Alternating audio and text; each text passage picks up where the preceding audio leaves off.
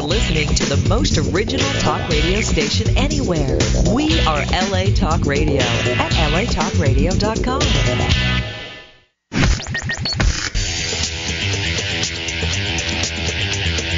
You're listening to Question Reality. Question Reality with Priscilla Leona. Priscilla Leona. Only on LA Talk Radio. Hi, welcome to Question Reality. I'm your host, Priscilla Leona, and we are coming to you live from Los Angeles, California.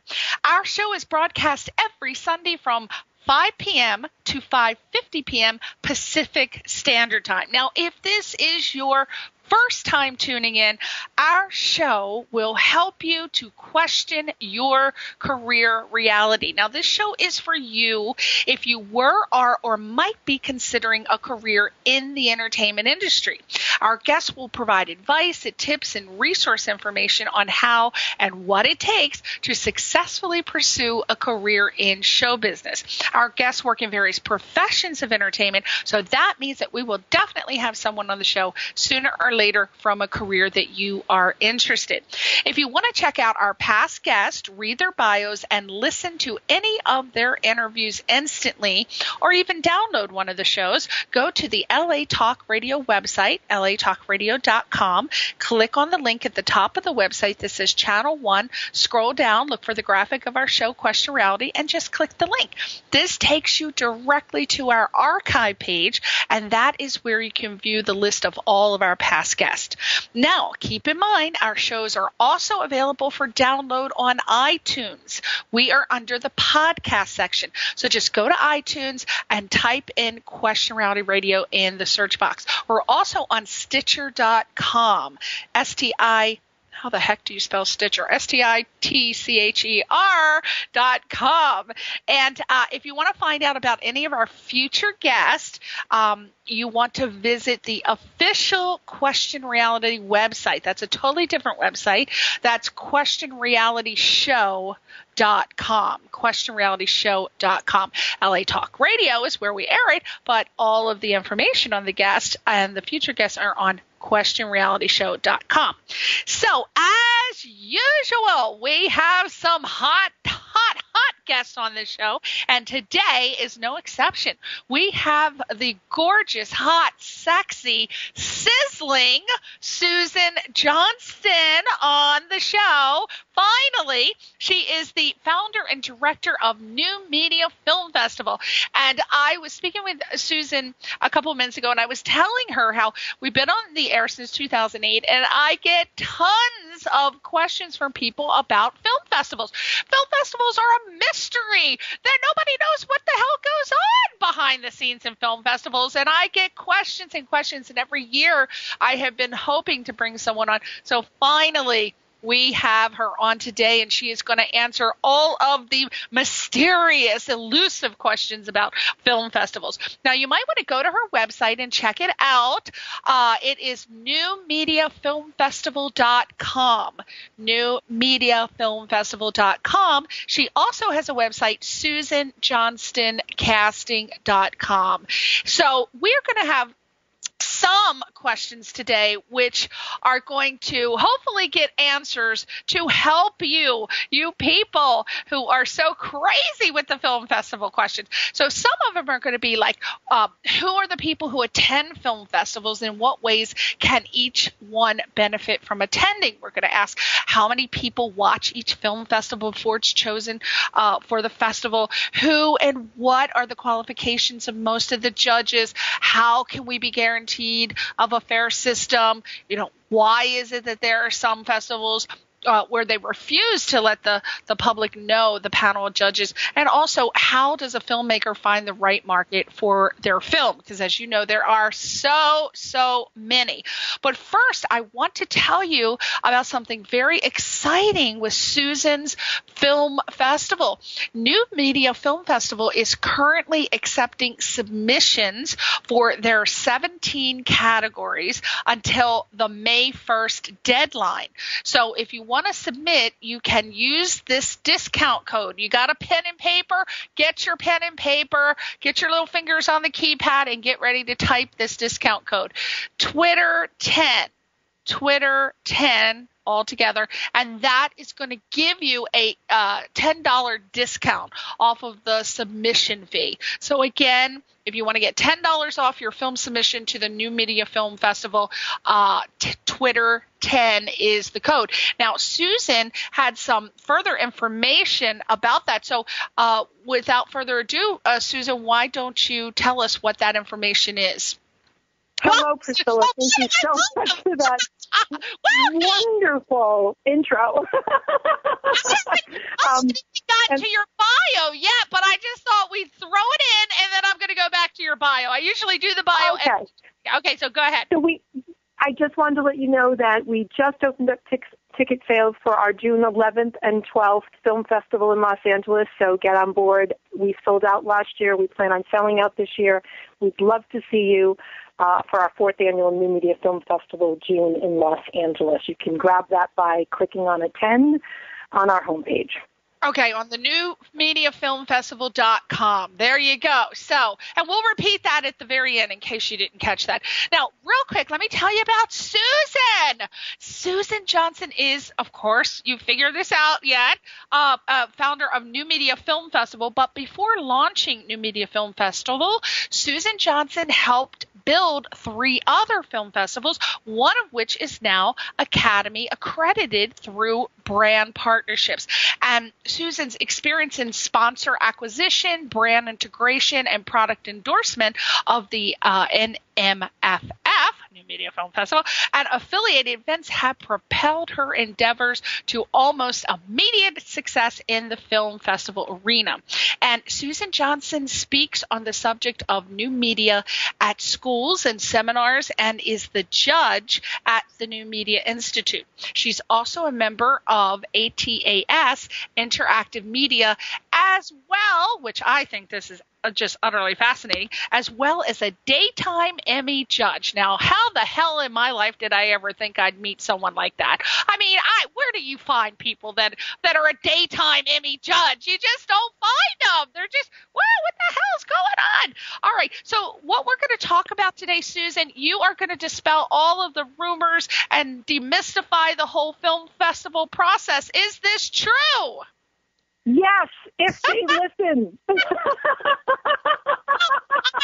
did you have any idea? Surely you've had, you have an idea of how many people just don't even know what the hell is going on with film festivals, and they're so intimidated by them. So let's start out with this question. Now, your film festivals focus, I believe, and correct me if I'm wrong, on new media. So for people who don't know what new media is out maybe in the tiny little towns that have just joined us, what is new media? Tell us about a film festival that focuses on new media. Okay, so we are New Media Film Festival. Our actual focus is honoring stories worth telling. Our categories are new media, and new media is all media. I happen to be known as an expert on it because I was pioneering in a lot of items way back when, Panasonic, Varicam, when it went from analog to digital. I'll just explain to you what happened. We'll use it on music. So when cassettes went to CDs, it just became a whole new thing. So with digital, when it went from standard definition to high definition and then went to 4K resolution, at that time, there were so many different, what I call tools in the toolbox, all different kind of cameras that did all different resolutions, that captured different ways. It just changed everything, and people didn't know how to categorize it. So it doesn't mean old media is old. It just means it's the older way of capturing media. We still honor 35 millimeter because we're all media. New media is all media. That's what it is. It's like, for example, new media could include, the mobile apps. We actually have an app category, and Matthew Modine actually created an app based on Stanley Kubrick's Full Metal Jacket. It's quite stunning, and so they'll be coming to the festival. We have other apps from around the world, and that's one of our categories. So yes. Yeah, and believe it or not, Photos and artwork are media, so we actually have an international art exhibit during the festival. Get out of here. Well, that was my next question. It's like, you're psychic. I was like, 17 categories. My God, what the? Just, are you able to run off all 17 categories to me right now? Or do you have to read it on a list? I'm sure you can run it off. I'm looking at my homepage, and they also change. Like, we just added STEAM. STEAM stands for Science, Technology, Engineering, Arts, and Math. And we just started getting content that could categorize under that, and it's just a fantastic category because it's honoring stories worth telling, which means it's opening people's minds' eyes to choose any of those as a career path because they're fun, they're engaging, they're exciting, and they actually, help people around the world move forward. Here we go. 3D, animation, apps, digital comics, documentary, features, LGBT, which means lesbian, gay, bi, transgender, machinima, mobile, a Moviola Editing Award, music video, new media scripts, shorts, shot on red, Snipplers, which is a 30-second pitch, SRC, which is socially responsible content, trailers, web series, and now STEAM. Now, I noticed that, I didn't have this question written down for you, but you just, it just popped in my head. I do see a lot of film festivals that have that category, shorts shot in red. Why do they specify using the red camera as opposed to the other cameras? What is it that's so super fantastic that they include that red? Specifically, it's 4K resolution. It's a specific camera. It's proprietary, and it was innovative and groundbreaking at its time. They continue to expand the camera, but it's 4K resolution versus 2K. And generally, most people that shoot on red, they compress to 2K, and we try to ask them to give us the 4K resolution, which is the highest quality we can show for them. And Red is amazing. They are on board to help us if any of those filmmakers need help in that capacity. Yeah, we shot a film 2000, I think it was not last year, the year before, 2011. We shot it on Red, our film Fraction, and it looked amazing. And we didn't even have the latest Red camera. It was I know that they have the Red Mysterium something now, but it was the one before that, generation before that, and it was still an amazing camera. So I was just curious about Priscilla, that. You're absolutely right. Out of all the submissions, honest to goodness, we've only seen one that didn't look good. Yeah. It's almost guaranteed that your film is going to look gorgeous, even if, I know. I would highly recommend that. I mean, and I found this guy who is absolutely amazing. His name is James, and he rented us the whole package, like for everything for the whole weekend for like $600, which is unheard of. So that's amazing. I know, and it turned out so good. It was really awesome. Well, I'd just like to add on something for a moment. New media also, there's, obviously there's subdivisions of everything. We are finding, for example, that people are shooting on many different types of cameras, and they do love their cameras. And then they're also mashing up. They're taking different camera styles and putting them together into a film. But those that do it just to do it because they can, it doesn't serve the story, so it kind of falls a little short. But when you choose these, what I call tools in your toolbox, and they're appropriate for the story, oh my gosh, it's magnificent. Wow. Okay. It really is, yeah. That's it's exciting. Now, does that make a difference when you're viewing the films that filmmakers have done the film mashup? One, can you tell right away? And two, do you say, well, that may not be something for my mashup is a good word. Mashup they've used it in the music world as well. It's almost like when someone samples. Yeah. So mashup is a good word. Let's use another word, heavy-handed. If something's heavy-handed, it just doesn't feel right. You're not engaged, and it's you sort of separate yourself from it. So that's kind of what I mean. If they, maybe they have a system informatic camera, they have 8mm, they have 4K available, and so they use all of these elements because they can. But if it does not serve that story, you just go, oh, they had access to all this, and so they wanted to either impress us, impress themselves, or just play with it. But it doesn't make sense. So therefore, you disconnect yourself, and you're not involved in the story. And you can tell. Actually, we have. So would that be something you should avoid doing, maybe, or it depends? No. You know why? Because I think that people have to make the decisions they make when telling their story, and then I still do it. I say what worked, what didn't, and why, and then I make changes. Mm-hmm. And so, if it's not working, if you're not getting accepted, then you can ask yourself, am I submitting to the right festivals? I mean, if you have a horror film, don't send it to the Family Film Festival. Got it. Send it to the horror film festivals. Yeah. So you just kind of ask yourself why. And, occasionally, we'll reach out. We'll reach out and we'll say, do you have a shorter version? Now, it doesn't always mean it was heavy-handed. Or do you have a different version? Because we'll say these people, we'll say these people are talented, and we're about helping filmmakers. I mean, that's why we're here. You have a screening in a state-of-the-art theater, the Landmark. Mark Cuban owns it. Clint Eastwood shows dailies there, I hear, and Warner Brothers has parties there. Like, I had to move my parties last year for them, and I was like, fine. Yeah. You all work well together playing the Sandbox. We have competition, 45,000 in prizes, and, groundbreaking, we've gotten distribution. We even have an app on Windows 8 through one of our distributors. So that means content as low as 30 seconds can actually monetize.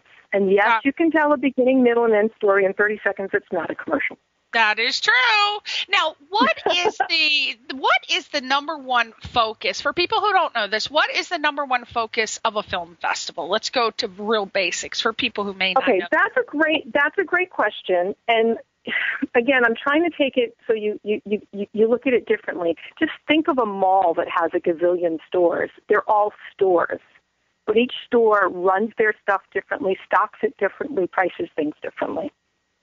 And you don't want to shop in every store in that mall, hopefully, or you probably wouldn't have any money left or time. Like if you're a little chunky, you need to go to the little chunky store. So my question is, where do you want to get the hip, cool clothes, right? But where do you find them? Like, and that would relate to, I'm a filmmaker. I have a specific type of film I want to submit to the film festival where I know that I have the best chance of being accepted, but I don't know where to go. How does the filmmaker know which film festival to submit to that is best for his type of film? So, good question. I think you have to ask yourself, where in the world is this film festival? How long have they been around? What types of films have shown there before? They usually all have past year's programming. Just because a film festival shows 5 days of content and doesn't mean that they're showing good content. So you really have to, pretty much everybody has a picture, everybody has a log line, telling you, what it's about, the TV Guide version of what it's about. You kind of have to do your homework, and you have to ask yourself, it's almost like going out on a date. Do I want to date this person? Does that make sense? Oh, yeah. So, there's a strategy to film festivals. You really need to submit to the best first. So obviously Cannes in France, Toronto International Film Festival in Canada, Sundance, some say MIFED. I believe that we're up there. Just at that point, I feel we're in line with Cinequest, which is an amazing film festival.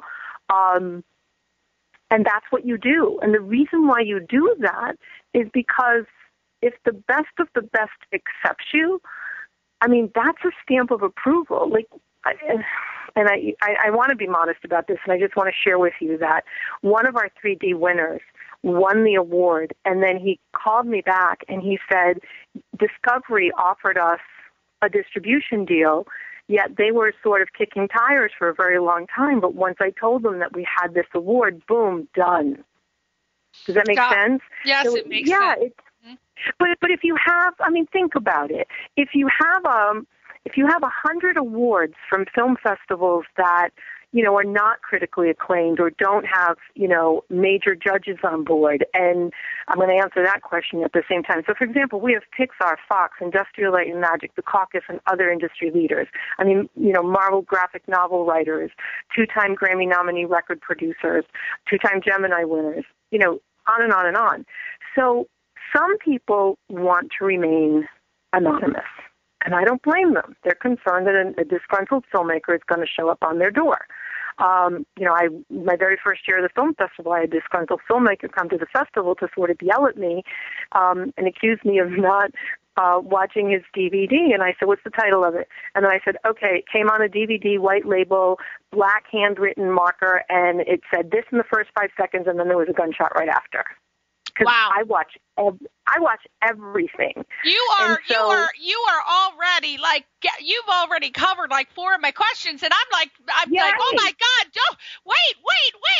Let me ask you the questions. Hold on a minute. You're just woo. Okay, so let me. I'm going to play the devil's advocate for a minute, because this is what I hear from the people. Now we meaning me and other filmmakers, hosts, whoever, we hear so many stories of poor filmmakers who spend a fortune paying submission fees to enter their films in festivals only to not be selected. Now, there are always rumors swirling around that 95% of the films in which we pay a submission fee, they are not even viewed. We also hear that the films are also cherry-picked by who has the biggest name, and that a celebrity will always get their film chosen. Now, it seems that upon talking to beginning filmmakers, there is a great feeling of despair, and they don't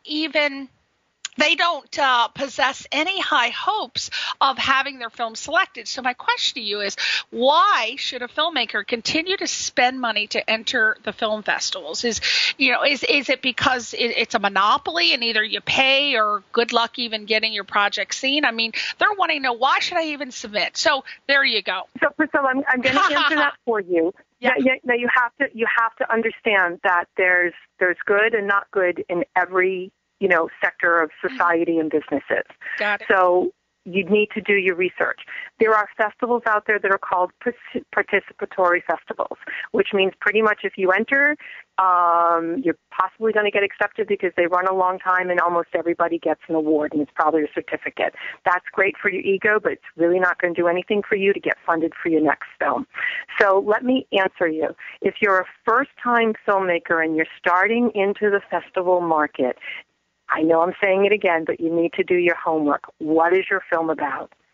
Is it a feature? Is it a short? Is it a family film? Is it, an R-rated film? What is the story about? Where do you live? And where do you want recognition from? So if you're not confident enough to feel that your film can be accepted into Cannes, or like those top 4 or 5 that I said, I say if you've taken the time, money, and energy to make a story that you're proud of, submit it to at least one of the top 5. And then if you don't get accepted, it's okay. Just step back and realistically ask yourself, what can I do better to tweak it? If you don't think you can do anything to tweak it, then I'll ask you to do the reverse philosophy. Where do you live? Do you live in Michigan? Because Michigan is probably going to want someone from Michigan in their festival because they're thinking you're going to show up, and they want to help people in their own area.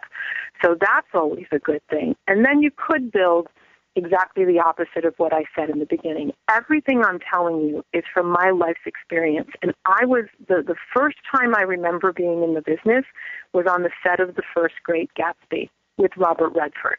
My dad was doing the antique cars, and he took me as a kid. So I've been in the business for a very long time. But just because I'm saying it doesn't mean it's right for you. But these are the wisdoms. I will give you an example. Be nice.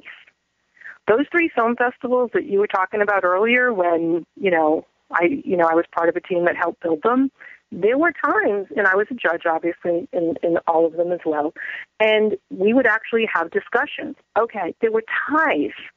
So when it came down to ties, things like what filmmaker is going to show up, was this filmmaker nice, is there anybody in the film that we're familiar with their name or their work or they're up and coming? Is there one thing I've had films that were 1 point apart. 1 point. So what do you mean about 1 point? What's well, this point?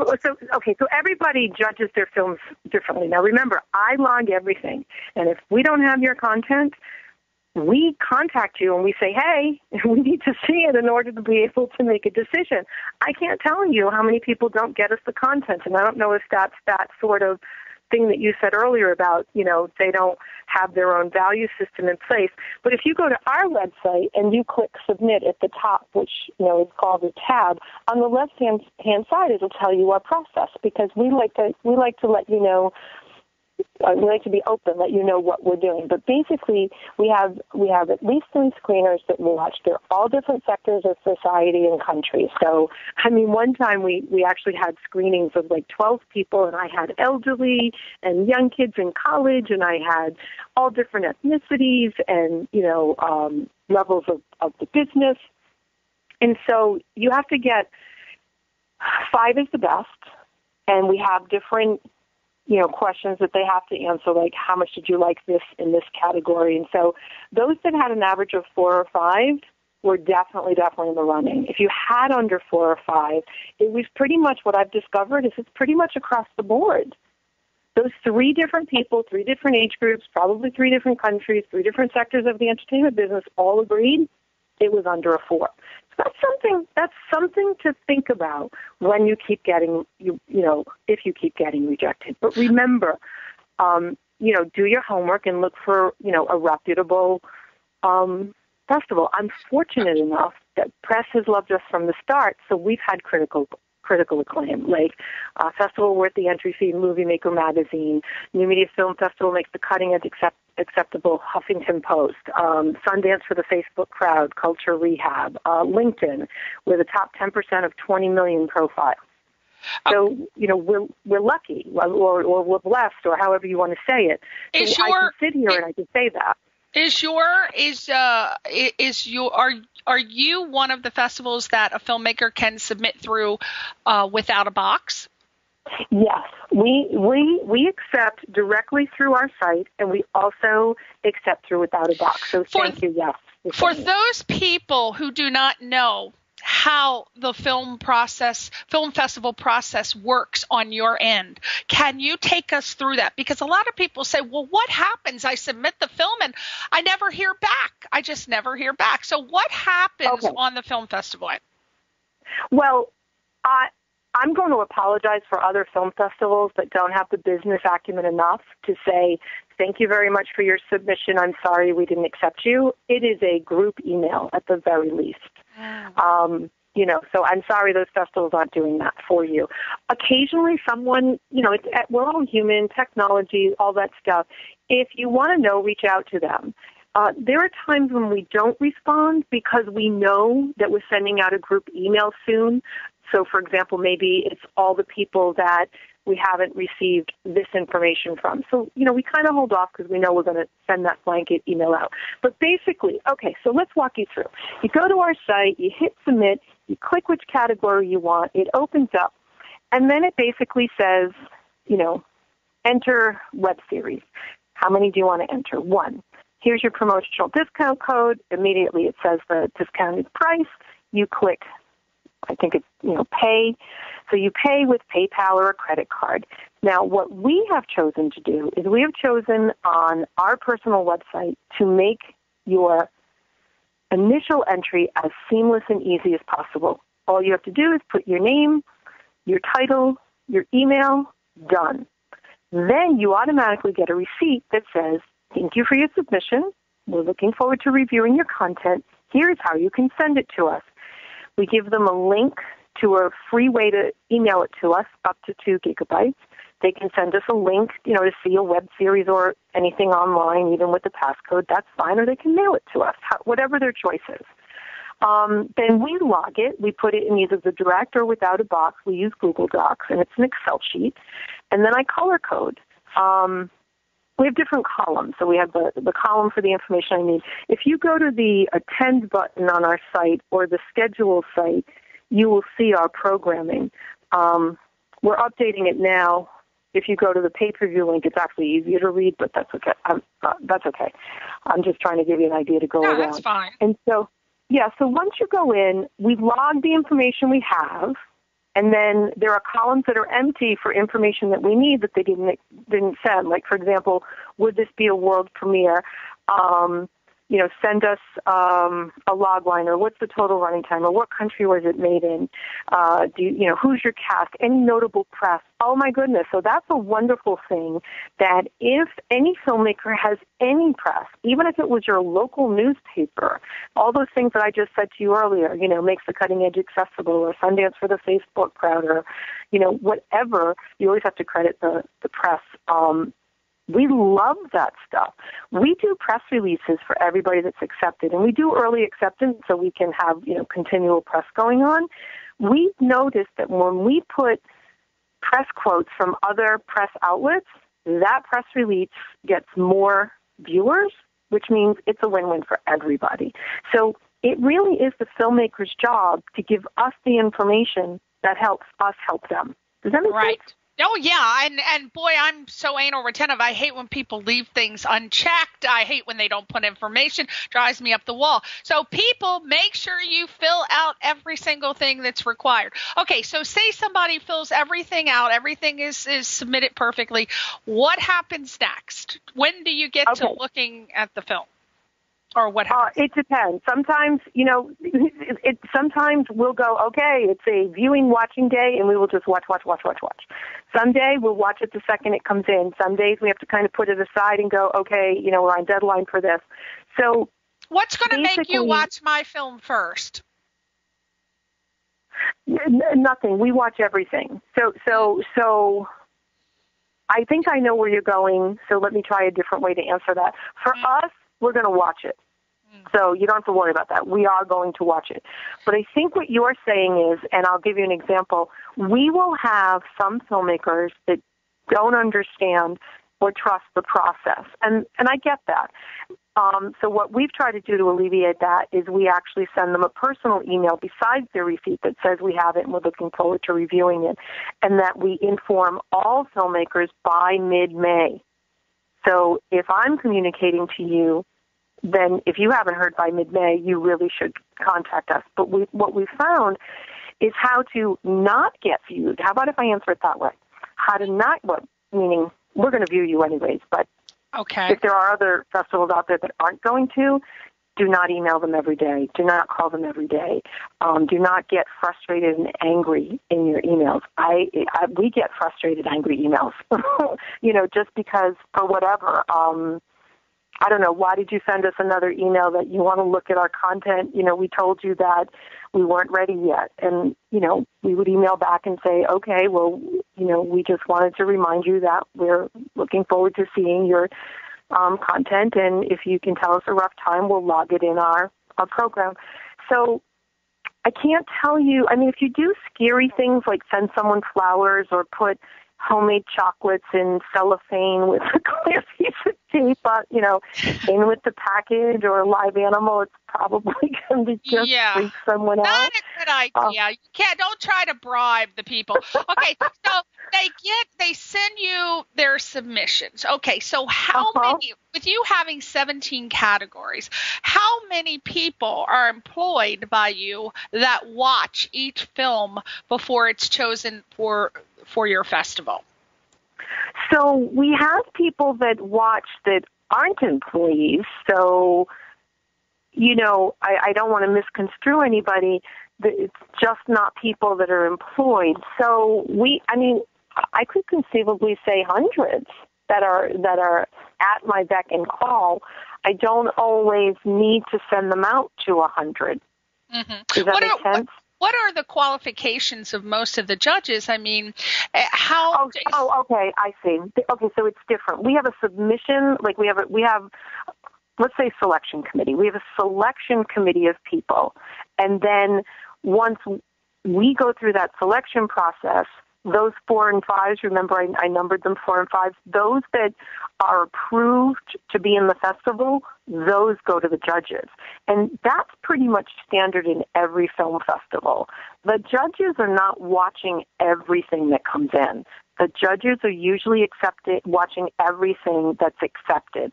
So in my case, I shouldn't say my case, in New Media Film Festival's case, Machinima, that is judged by Tony Dyson. He built R2-D2. He lives on Malta, which is in Italy. So I email him links to view the Machinima online, and then he judges them. And then we have a phone call, Skype. We love Skype. And then we have a phone call, and we discuss the content. Basically, for us, we need you to, is this a story that we want to honor? And what that means is this a story that will probably stand the test of time? Is it a story that engages you or moves you? Now, that sounds pretty big and heavy, but it's not. Any story that you still remember today, regardless of if it was, a nursery rhyme or, Shakespeare or, an article that was in a newspaper, that's a story that stands the test of time because it stayed with you. Does that make sense? Oh, yeah, it makes sense. But I'm just trying to figure out, it just boggles my mind because I imagine with you having 17 categories, I would think that you would get a ton of submissions, like a ton. So my question is, how do you get through all of those? If you watch them all, how many people do you have watching them? And do you have like a sheet that says, okay, well, if it has this, I want to look at it, or, I just don't understand how they get picked. One over and another. I'm so sorry that I'm so sorry I'm not making that clear. It's just so many that come in. How would you? Priscilla, you sent me something, and I don't know you. So you sent me something, and you sent it in the shorts category. So it doesn't matter what category you're in necessarily, because all of our people that screen are on the same page with the mandate and vision of the festival. That's why they're screeners. And so they can watch anything and know, is this a story? Is it made well? Which really means good production value, which really means, do you have the right people and team on board, and the right tools? And then, obviously, any new media elements of maybe that mashup I was talking about before, or a specific camera type, or a specific visual effect, or a way that you do something. Like one web series used pictures and then, wording in this really neat sort of flip book way that, was mod. I know that sounds weird, but it looked good. It was innovative. Great. So it matched all three. So something comes in and we just determine which 3 people are going to watch this. And then they give out their numbers back based on that. But remember, I'm watching everything. I don't watch the whole thing of everything. If it's not something I think that's a story, or, I stop. I stop when I know that it's a no.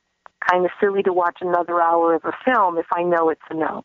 And how do you know it's the no? Is it because you have, for your particular festival, do you have a particular genres that you prefer more? No, and that's a great question, Priscilla. For New Media Film Festival, have you ever watched something that you just said to yourself, I don't want to watch any more of this, and yes. I don't know, right. That's all I mean. But so it's personal preference. It's more like subjective. It's not like, okay, well, for example, you see a trend right now on television, which is different than film. Don't do well, actually, no. See that? No, let me retract that. Okay. Right now,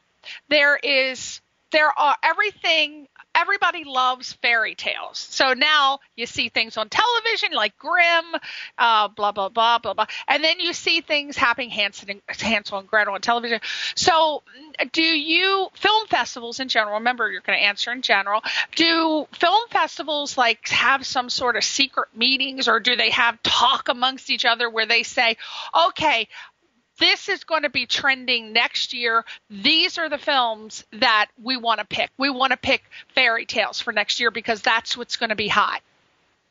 You understand? I will definitely answer your question in general terms because I actually belong to film festival organizations, but we converse about other things. We share films that other film festivals can program because they have specific mandates. They're only for elderly or they're only for socially responsible. So we help each other with ideas of what to program, but they're not, for us, they're not trending. So, for example, exactly right. If it's fairy tales are trending, I have not heard this in the pretty much 5 years I've been doing this because the first year was all research on this particular, avenue to go. I've never heard them do it on trending. I have heard them do what's right for your, what are you looking for? Let me see if I can help you. I'll give you an example. We put together films that were in our festival that are going to screen at FMX in Germany. And they are a big, visual effects animation conference. So what we did is we chose 4 totally different styles, types, stories to show that morning. That's the sort of thing the film festival groups that I'm with do, is we help each other get the stories out there. Because, honest to goodness, it is so hard to find a good storyteller that I guarantee you're going to want to see their next film. They can't make that next film if they can't pay their bills. Mm-hmm. So, that's why I'm so proud of the distribution. Oh my gosh, Priscilla, I have to tell you this because it really cracks me up. This is an example that goes back to what not to do. So we reached out to these filmmakers and said, hey, we'd like to offer you distribution. These are the platforms it goes. It's non-exclusive. It's a 50-50 split, no upfront cost. Pretty simple, pretty straightforward, very honorable. And do you want to know what the filmmakers said? What? They emailed me back. Well, they emailed us back and they said, well, we thought you were a film festival. What? And I'm thinking, oh my gosh, that's so limiting. Do you really just want to go to a film festival and get a certificate and go home? We don't give just certificates. We give awards, and they're beautiful and all this good stuff. But I just kind of scratched my head. How do you help that filmmaker? See what I mean? Yeah. So it's a two-way street. It's a two-way street. It's like dating. That's why I said it's like dating. It's a two-way street. Well, it's I understand completely what you're saying. It just seems like you would want to, as a filmmaker, you would want to think, like, be proactive and almost wish that you had some sort of psychic vision, because it does seem like history repeats itself, and then all of a sudden cowboy movies are in, or a superhero movie. Next year, superheroes. Next movie. Right now, it's everything fairy tales. So here's what I want to how do you know? So here's how I can help you, okay? People don't know this. I'm a multiple award-winning producer. I have a production company, and I have options, at least 32 scripts right now that are out at different places. I'm packaging a Marvel graphic novel. I can't, and you hear the stories. You hear the stories about these writers, which is the same as a filmmaker because they're storytellers, where it takes them 10 years to get a film out there and all of a sudden they're an overnight success. Right. Tell the stories that you tell well. You might be ahead of your time. Do not follow the trend, because I guarantee you, if you start right now to make a fairy tale, by the time you're done with that, boom, something else is in. It's weird because the story it's like, you tell well. It's so strange because isn't it bizarre that all of a sudden fairy tales, like tons of them. So that means that these people were on some sort of cosmic connection where they were all writing. No. Is that what it is? Is that what it is? I'm going to take you behind the scenes. All right. So you know I do casting. Yeah. Okay? I moved to LA in 2000. I started hitting the streets and casting music videos and shorts and game shows. So here's what I know. and I know this firsthand. Let's just say, major Studio One and is all of a sudden doing a game show about popcorn. Well, Major Studio 2 gets wind of this. By the end of that day, by the end of that day, we are filming popcorn. What? Wow. No, I'm telling you. So it's just that. It's those people, those production companies, those people that are filling the slates that are trending. So they're those people that are, they're called boards when you have log lines and scripts. They're boards, almost like I said, Excel, Google Doc, where they're logged. Who wrote it? What are people saying about it? And you think it's dormant and it's sitting there, or maybe it's dead, but it's not. It's just not for that sector of the entertainment business. It's not the trending topic now. That's not my world. My world is, who are you? What are you about? What story are you telling? Is it good? Great. Let's do something. I am all about New Media Film Festival. You have sold me. You should be a damn saleswoman. You'd be like the best saleswoman ever. I am all about you today. Well, we only have a couple. So sweet. We only have a couple more minutes. I do want to ask a couple questions. Sure. One of them is from, these are email questions. I actually am only going to pick one because she answered the other two. Okay, this comes from Ken from Blue River, Colorado. Thank you, Ken, for sending the email. He says, what is the most money you should budget for? Oh God, I can't, people, if you don't send these emails in where I can read them, I'm just not going to read them. It drives me crazy. Let me try to figure this out. Okay, he said, what is the most money you should budget for your first film submission to a festival? There you go. Ken. Okay, you're going to get what you pay for. You're going to get what you pay for. You pay free. You pay $10. First-year festivals should be free or very, very low. They really should. As a film festival grows, it needs to charge more for many, many, many reasons. There are a lot of moving parts in a film festival, more than probably anyone could ever imagine, and I don't know why people do film festivals because they're that much work. But I would say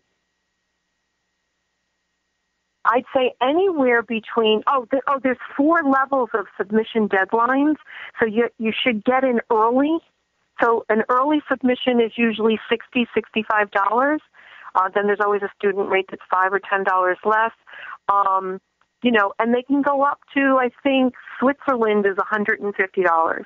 We started around $60, $65, and then by the end we're $90, $95. And I'm going to share with you, this is really funny. When we first started, we just did a flat rate. And we had 5 film festivals call us up and yell at us because they said we were too low and we were making them look bad and we had to raise our rates. Wow. So the next year we raised our rates, but we still made them less than them. And so we are still average $10 less than those other festivals that called and yelled at us. I'm sure we're more than others and less than others. But we feel that those price points that we're giving are in alignment with value, with the people that are on board, what we're giving you when you attend, what we're offering you along the way. We just don't offer an opportunity to screen in competition. We to further your career distribution. We also have people contact us and say, do you know a filmmaker that does this? And Priscilla, honest to goodness, we have reached out to filmmakers that we didn't screen, and we have said, hey, we know someone that might be interested in doing something with your project. And then they actually are upset that we didn't screen them, so they don't want us to move them forward in that direction. And that's kind of a bad attitude, and that's shooting themselves in the foot, because we really are about helping people. If for some reason we can't program you, it doesn't mean we don't love you and want to help you. We've logged you, so we can find you. And when that opportunity arises, we're going to contact you. And hopefully you're open and you're accepting to it. and it's win-win. It's a positive experience for everybody because, gosh, isn't life hard enough that you want these positive experiences? Like, look how bubbly, warm, and welcoming you are. It makes me want to talk to you, like, all day. I know, and you are such a great guest. I have to beg you to come back on, Susan Johnston, because I swear I have not gotten to the other 17 questions that I had, and we are out of time. But, my God, please tell me you'll consider coming back on. I will come back, and we will ask the filmmakers to email you concise, clear questions so we can go boom, boom, boom, boom, boom. Yes, because I have lots of them, but I could only get to one today. Again, Ken, Blue River, Colorado, thank you so much. I hope Susan answered your questions. I am now so on board with the New Media Film Festival. I love it, and I really hope that people submit to your film festival. I thank you so much for coming on. Do you have any last words to say? Tell your story. Tell the story that you know, and tell it well. I love it, Susan Johnston. I love your name, too. I feel like it should be like Betty Crocker. There's Betty Crocker now. I love it. I do make a real mean apple pie. It's good. Well, Susan, I'm going to recommend everybody enter to your festival. Again, New Media Film Festival is currently accepting submissions for their 17 categories until May 1st deadline. If you want to submit, you get $10 off if you do discount code Twitter10. Thank you, Susan Johnston, for coming on. I hope everybody got answers. I know I'm going to get emails, but Susan's coming back, hopefully this year, if not next year for sure. And thank you, Susan. Thank you. Thank you, everybody, for listening. We'll see you soon on Question Reality. Bye. Bye. You're listening to Question Reality. Question Reality with Priscilla Leona. Only on LA Talk Radio.